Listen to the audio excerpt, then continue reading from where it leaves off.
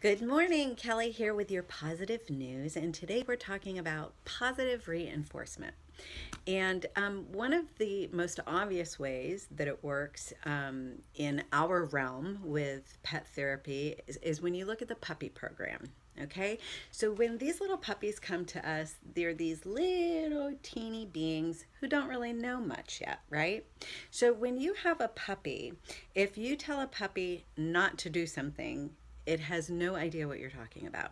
So, for an example, you put a puppy down on the ground. Well, when you put a puppy on the ground, what's it going to do? It's probably going to piddle, right? But when it piddles, if you say, no, no, no, don't do that, you're not really being very helpful because it doesn't understand no.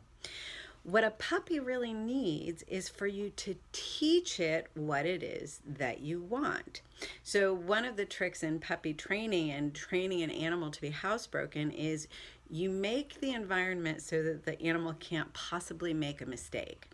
So, if you take the animal out every 30 minutes and you let them, just wander about and smell, and when they potty, you make a big deal, you sing, you dance, you tell them good boy or good girl, or you give them a treat to celebrate, then they start learning, oh, when I do this outside, really fun things happen.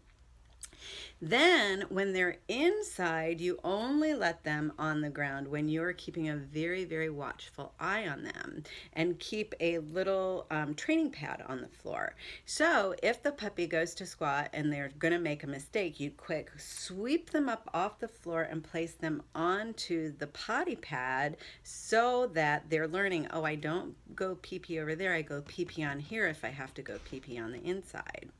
And when they do the pee pee in the right place, of course, you celebrate, right? Positive reinforcement. You tell them, good boy, good girl, give them treats, make it very special. So they begin to realize, aha, good things happen when I do this. Now you can see how that would come to work with even with our therapy dogs. Pulling on a dog's leash and telling them no is not helpful. Saying, come here, come stand close to me. Then they know what to do. Same thing with human beings. When you tell somebody else, oh, don't do that, tell them to do what you would suggest instead. So instead of saying, if a friend comes to you and they're like, oh, I'm so sad and depressed, instead of saying, oh, don't be sad, you have so much to look forward to, you could say something like, you know what? Let's talk about how sad you are. And then after we're done with that, let's go grab a coffee and tell some jokes or something and make up for the time. Give people an opportunity to turn it into something positive for themselves. Yes, but sometimes we do need to release and let go of things. But on the other end of that, we get to celebrate the fact that, whew, that's over, done with that.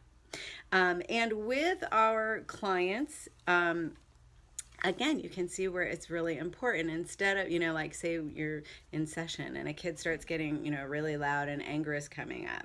Well, in our society, other people's emotions can sometimes make us feel uncomfortable. So instead of saying, stop being so angry, you might want to ask them, wow, you sure does seem like there's some anger present. Let's talk about that. What do you think that's about? So instead of judging it and making it wrong, use it as an opportunity for them to learn and grow from the experience. So again, with positive reinforcement, instead of focusing on what not to do, we kind of want to just, like, bad behaviors we want to ignore. We want to focus on what it is we want, what it is we're aiming to create. Whether it's a well-trained puppy or a happy, loving child, or just positive relationships that are filled with kindness in our lives. So I hope this is helpful, and let me know in the comments. As always, I do appreciate your comments more than you know, and I hope you guys have a great week, and I'll see you next time.